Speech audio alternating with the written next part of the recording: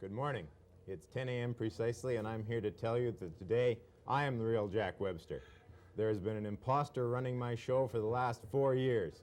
I'm amazed that no one has noticed it. The man is old enough to be my father. I have with me this morning some very special guests from all across the province. First and foremost, I have Miss Alexis McKee from Kamloops, who's down here on the occasion of her 10th birthday. Welcome. Thank you. And why are you here today? Because he told me to. And there's a nasty rumor going around that you actually chose to come down here when you had something that you would have much rather have done. You could have gone and seen Raiders of the Lost Ark today instead of coming to do this. Is that true? No. I also have with me today Miss Linda Webster, a distinguished civil servant from Victoria, and who's going to tell us about the archival programs in place and what it is, in fact, that Victoria does when they're not working. Welcome, Miss Linda Webster. Thank you. Glad to be here. And why are you here today? I'm basically here to be Alexis's companion. We're shopping this afternoon. And why is it that you're shopping this afternoon? We're shopping for a party dress. And what's the special occasion that the party dress is for? I think there's a family dinner to celebrate at least 4 Webster birthdays in April. So we're all going out to dinner, and the party dress is for Alexis. And this is also in honor, of course, of the fact that this is the last live show of Webster for this year. Exactly. I was holding off on that till the last moment. And I have with me as well, last and not least, the imposter who's been running my show for 4 years, Father Webster. Yeah, old Grandpa Webster. Well, I'm here especially, of course, sitting beside Alexis because we have an old family tradition, don't we, Alexis, of singing songs, right? Yes, come on. Come on. Which one will we sing? Come on. Railway. Shall we sing The Railway Train? Okay. Pure pitch. Okay, let's go. When you're in a railway train, never look out of the window pane. I was in a carriage once and did it to my regret. Oh, it was just like this, you see. One of the passengers said to me, you might look out of the window and see if the train is started yet. Oh, I leaned out of the window and me hat blew away. And I leaned out to catch it like an idiotic jay. Me bags were tight, they bursted, and the passengers behind cried, oh, what a little short shirt you got, you better put down the blind. Applause. Very good, very good. Linda, how many Webster birthdays are there in April, to be quite precise? I forget. There are 4. Alexis? There are 4 in April. On the 4th. Jack on the 9th, Jenny on the 11th, and you on the 15th. And me on the 15th. And that explains why we're all extroverts, because we're all Aries people, other not. Now, I understand, I'm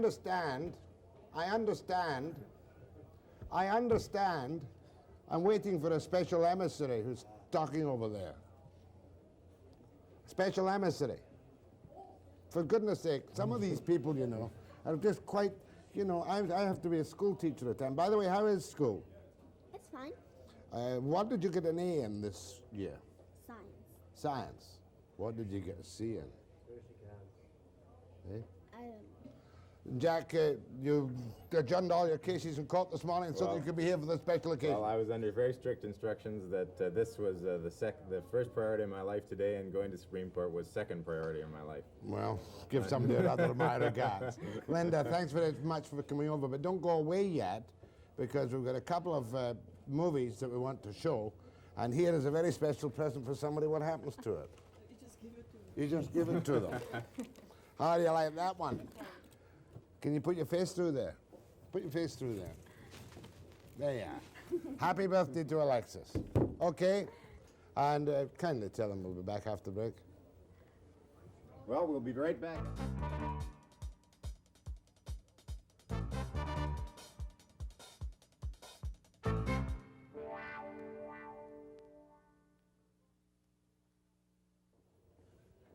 In 1967, Father Webster had one of his only forays into the world of international relations.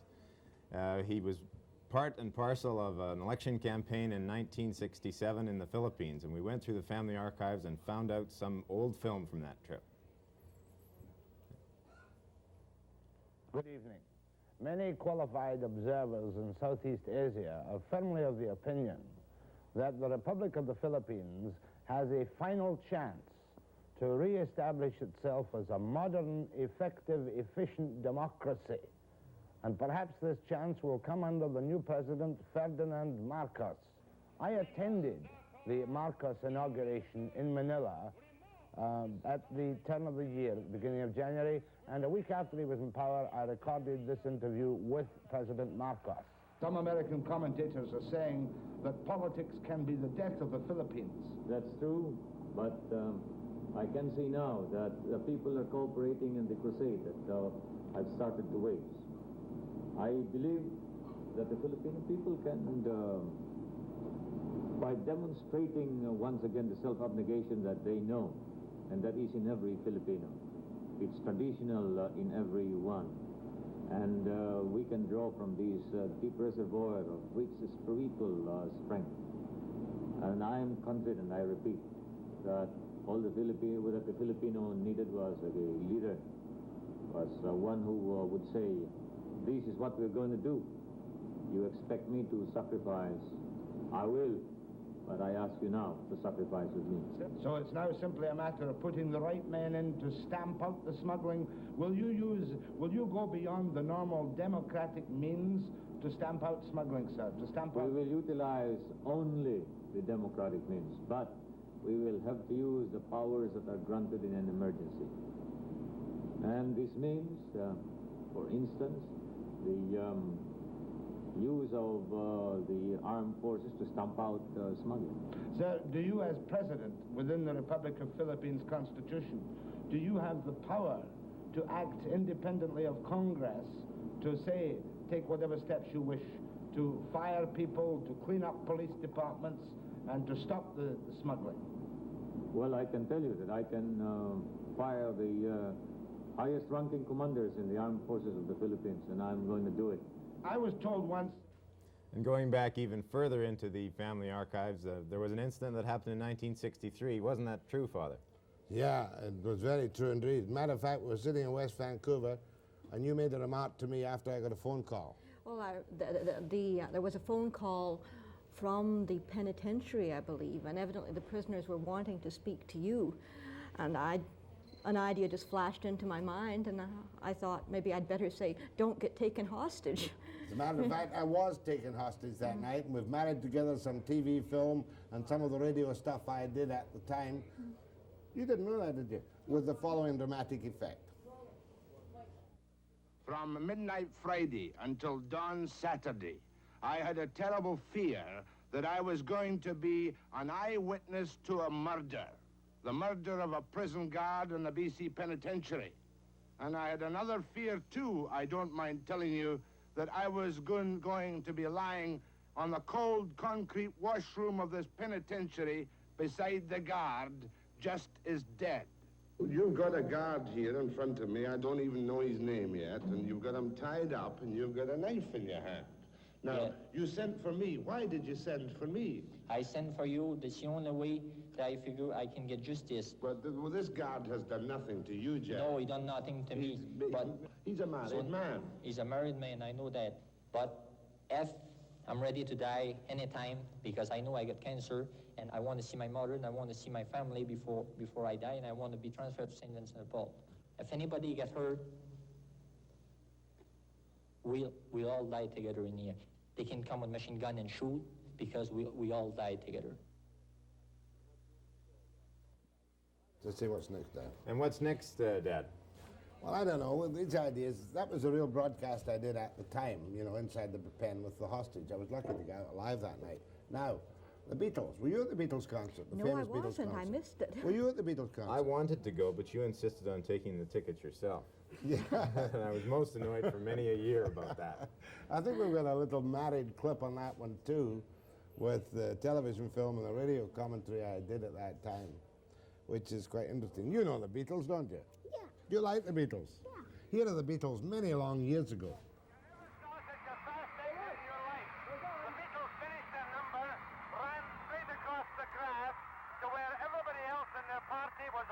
in the police escort with 15 motorcycles and 4 Cadillacs, and very quick and slick exit indeed, which has avoided any trouble. Somebody at least deserves congratulations. There never was a better escape even during the war than that particular anticlimax. They finished their last number, they dropped their instruments, they ran down the back stairs, the cars were here with their engines running, they went straight into the cars and off.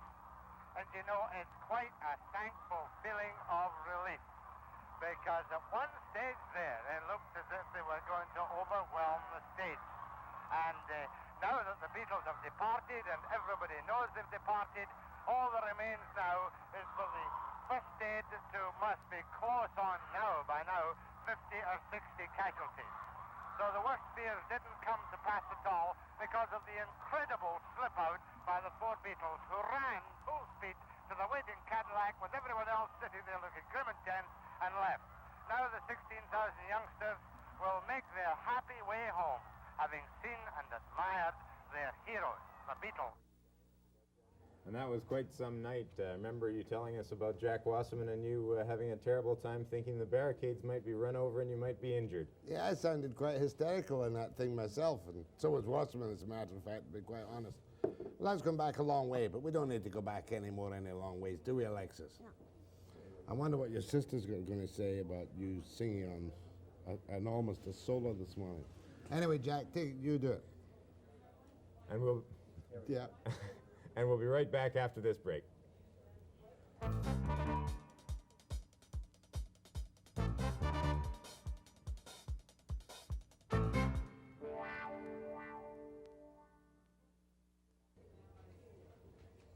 Last summer there was some work done at the farm, and I don't think that there was ever a bill rendered, or in fact it was never paid if in fact the bill was sent. And I think there's some people here that have come to give you the bill today, and I think they're right here right now. Invites Mr. Jack Webster, Salt Spring Island, British Columbia. Webster said Studio 4 for services rendered to building a chicken coop.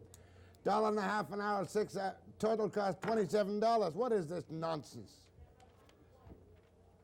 Toast and coffee, beer, salami, eggs, bruised thumbs, humdinger of a sliver, taking of abuse, stress and great frustration.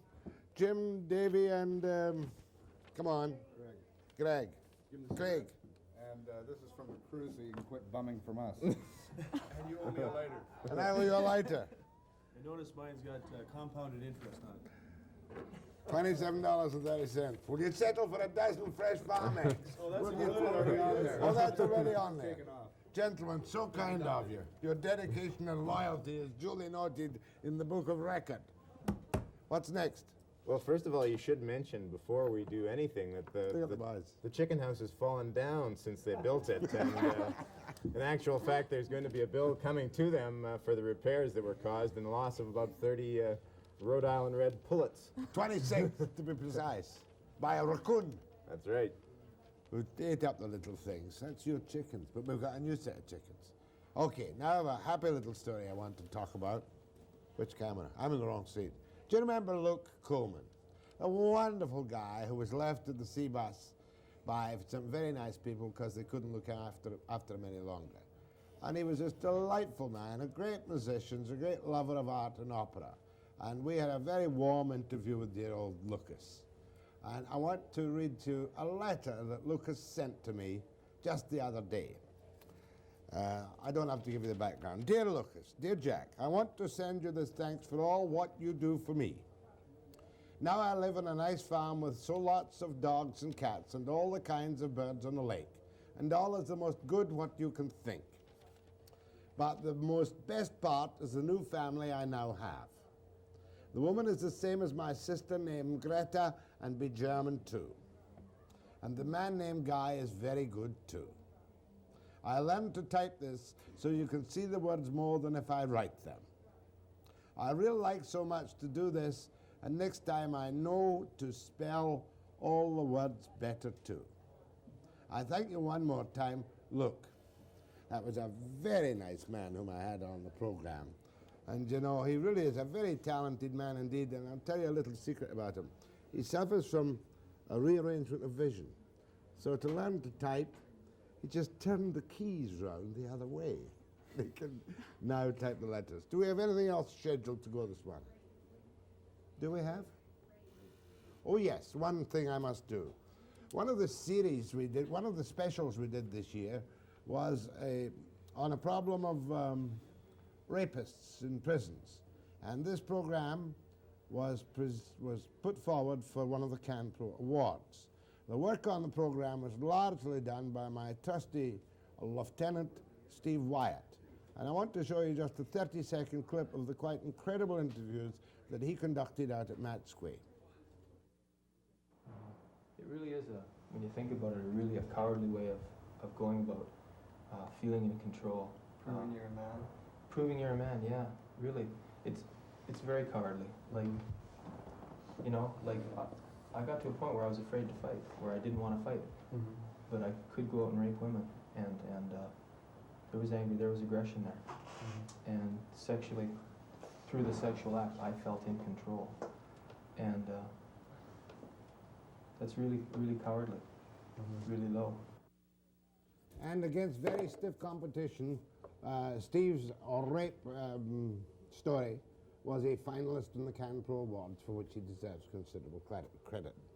Oh, just by the way, Steve got a fan letter telling me off the other day, you know, not enough Steve, too much Webster. But Steve is now engaged to be married to Joanna Shore, and will be marrying this summer. I wasn't supposed to tell you that, but I must get my own back in just a little way. Now, son Jack, the lawyer, are there any telephone calls there we can use to? Anything you'd like, any statements you'd like to make? No. No statements. Any telephone calls? Go ahead to Webster.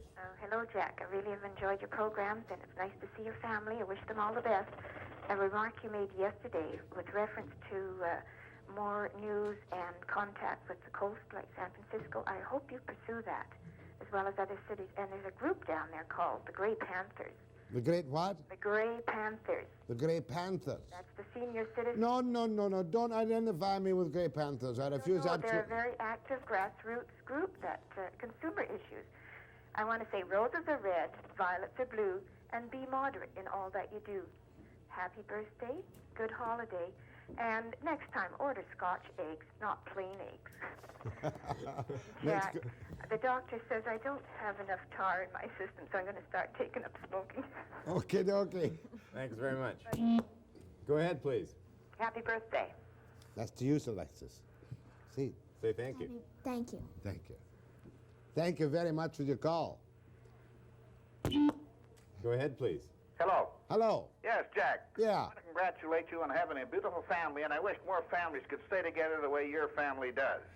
Listen, this is only a minuscule portion of the family. But just one moment, Jack. I wanted to get on when you had Mr. Bennett on and ask him what other country does he know where the taxpayer doesn't pay the shot, because there would be no government unless there was a taxpayer. We pay the shot. Congratulations to you and your family, Jack. Thank you very much. LD2. Go ahead from Courtney. No, the bus is that one there. Go ahead from Courtney. Go ahead. Where are you? Hello? That's you, ma'am. Yes, I'd like to say happy birthday to Alexis. We happen to be in the same hospital room as her. Where? And my son was born at the same time. He was born the 5th. And I can remember Jack Webster coming into the room. That must have been in the Grace Hospital when you were born 10 long years ago. That was in the Lionsgate. Was it the Lions? Oh, yes, that's right. It was the Lions. It was young Jack that was born in the Grace Hospital. Alexis was born in Lionsgate. That was a long time ago. Well, yeah, this was in the Lionsgate Hospital. I can just remember you vaguely coming in. What's your first name? My name is Diane, and my son's name is Darcy. Well, Jenny, Alexis' mother, who's in Kamloops this morning. Oh, really? She'll probably remember you. Alexis lives in Kamloops with... Oh, that's nice. Have a nice, happy birthday. Thank you very much. Okay, bye-bye. And you better give the names of your sisters and brother. Megan, Jesse, and Robert. What did your daddy... A sister and a brother now? Oh, she's got two sisters and one brother. Really? Isn't that nice? We've got 3 boys, and then we had a little girl. Did we miss anybody? Darcy. We said Megan, Jessica, Robert, and Alexis. That's right. Well, it's nice of you to call. To your mother. Pardon? Say say hi to the mother. Will do, and thanks again. Bye-bye. Any time for call? Linda, when's your birthday?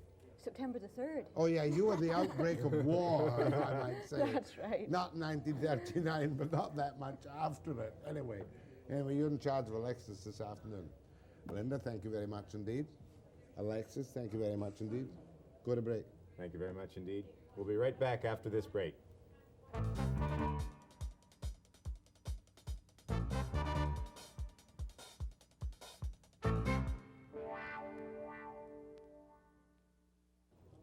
Alexis, repeat after me. Precisely. Precisely. Louder. Precisely. Louder. Precisely. That's what I wanted to get out of you. Now, this is our last live program of the season. Best of Webster's will be on until the end of April. I'll be back with my entire jolly crew, all hard workers, and they are, September the 7th live. Thank you. Have a good summer.